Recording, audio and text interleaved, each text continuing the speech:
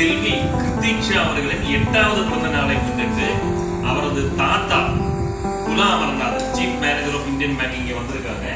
அவங்க இன்னைக்கு நம்ம ஐஸ்வர்ய மரக்கடையில் அனைத்து முதியோர்களுக்கும் முழுநீள ஃபுட்டு கொடுக்குறாங்க. அவங்களுக்காக அந்த செல்வி கிருத்தியாக நம்ம இங்கே பிரேயர்